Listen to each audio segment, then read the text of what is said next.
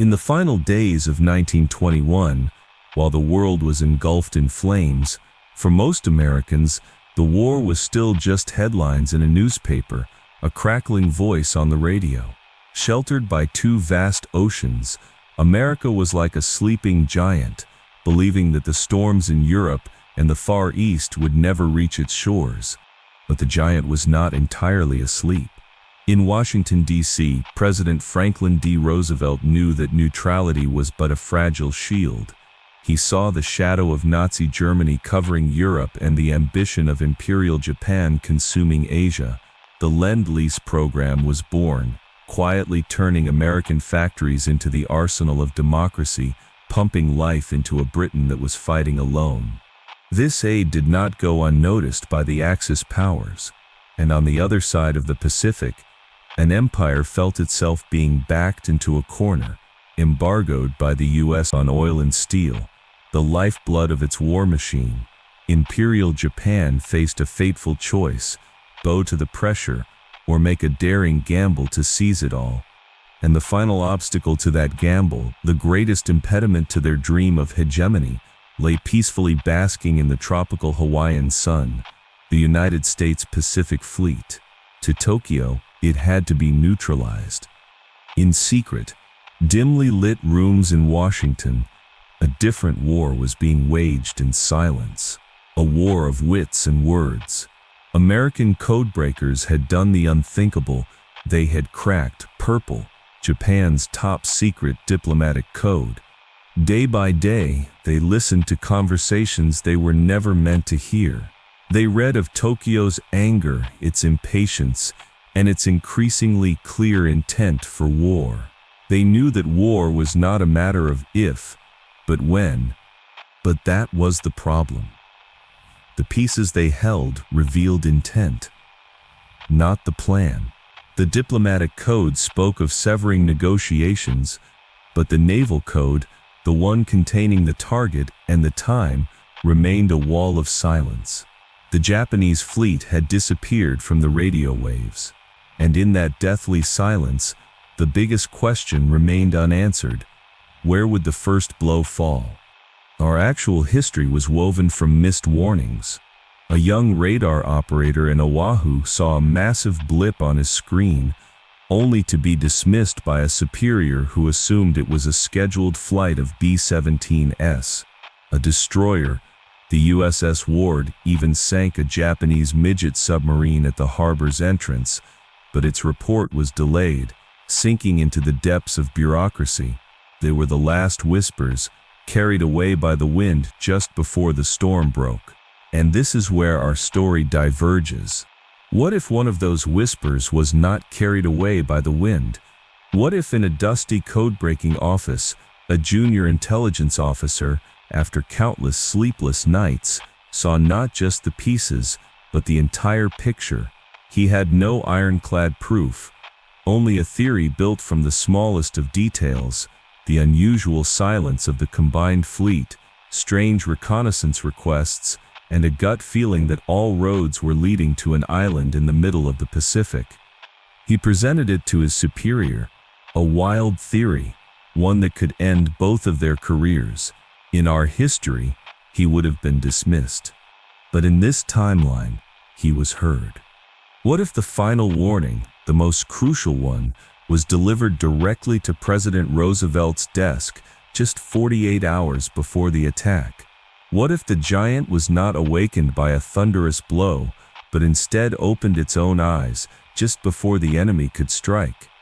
The trap set for America could now become a trap for those who set it. Pearl Harbor would no longer be a day of infamy. It would become a fateful confrontation. And the final obstacle to that gamble, the greatest impediment to their dream of hegemony, lay peacefully basking in the tropical Hawaiian sun: the United States Pacific Fleet. To Tokyo, it had to be neutralized. In secret, dimly lit rooms in Washington, a different war was being waged in silence. A war of wits and words. American codebreakers had done the unthinkable. They had cracked Purple, Japan's top-secret diplomatic code. Day by day, they listened to conversations they were never meant to hear. They read of Tokyo's anger, its impatience, and its increasingly clear intent for war. They knew that war was not a matter of if, but when. 48 hours is a fleeting moment, but enough to alter destiny. The highest state of alert was declared in absolute silence across Hawaii. There were no sirens, no panic, only whispered commands and quiet movements in the night. Admiral Kimmel, the man who in our history bore the weight of disgrace, was now the commander of a prepared defense. The precious aircraft carriers, Enterprise and Lexington, already at sea on missions, were ordered to maintain a safe distance, disappearing into the vastness of the Pacific. They became phantoms, awaiting their moment. But the greatest change was at Pearl Harbor itself. Under the cover of darkness, the steel giants, the heavy battleships, slowly weighed anchor.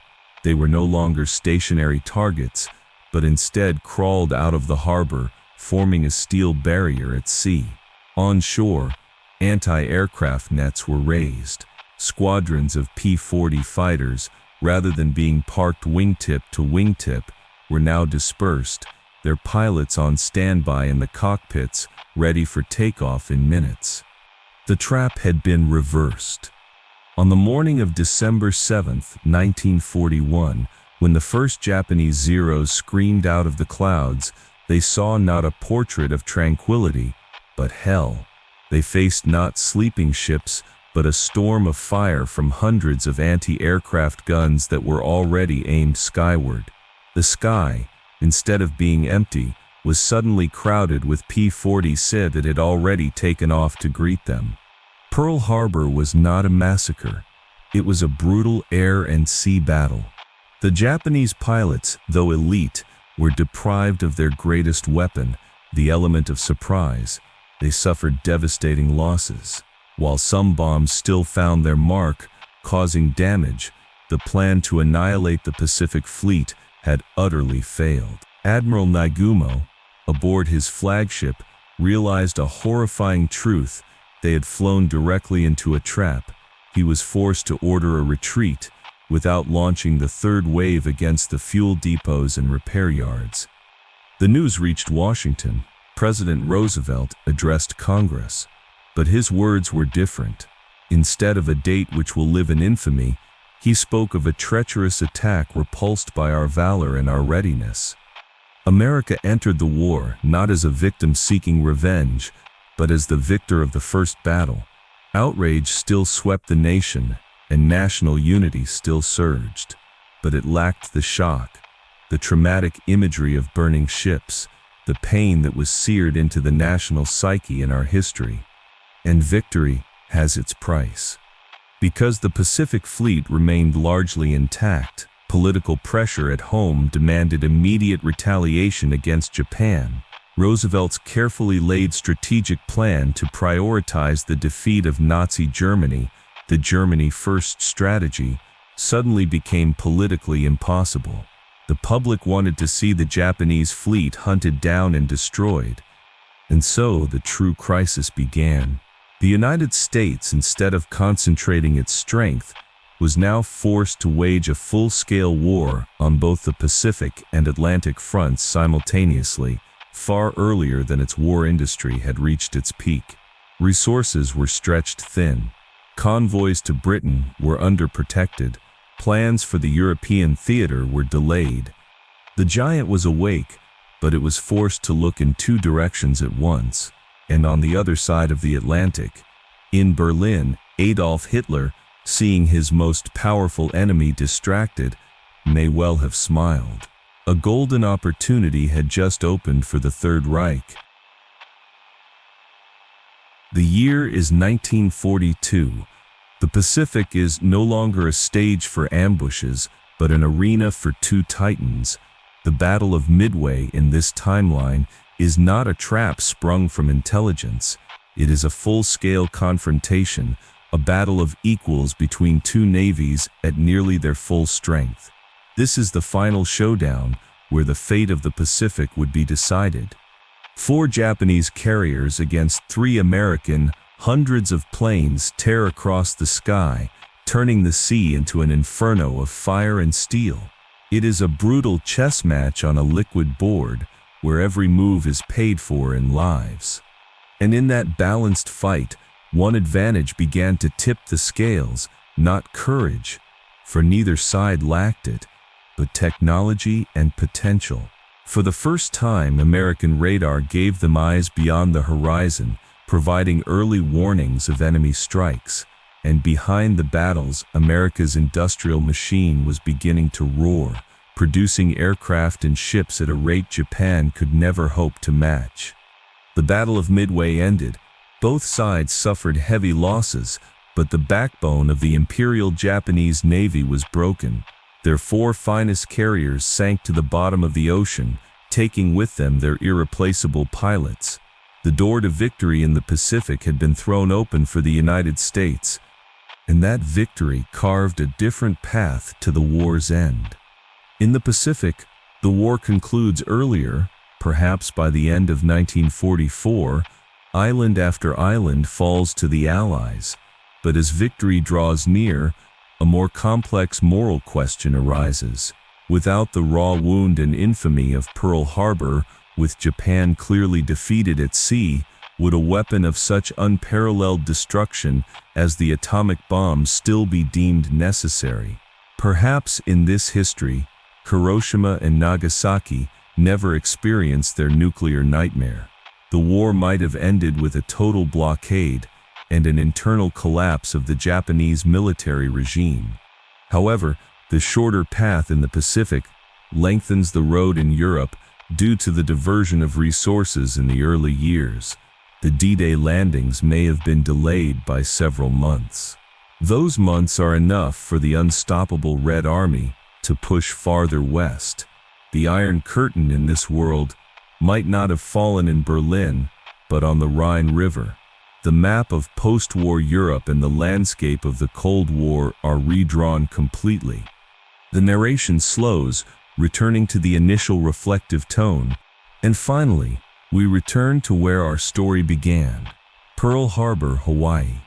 Here, in this timeline, a memorial still stands, but visitors would not see the wreck of the USS Arizona resting silently beneath the clear blue water. Instead, they would see a grand monument, honoring the soldiers who fought and won the Battle of Pearl Harbor. A warning, heeded, saved thousands of lives and changed the course of a battle, but it could not prevent a war that was destined by ambition and brutality. In the end, victory is not decided by what is lost in a single morning, but by what a nation builds over years, the strength of its industry, the resilience of its people, and the will to fight to the end for its ideals. The giant may have awakened on its own terms, but the path it had to walk, no matter what, was still fraught with peril and sacrifice.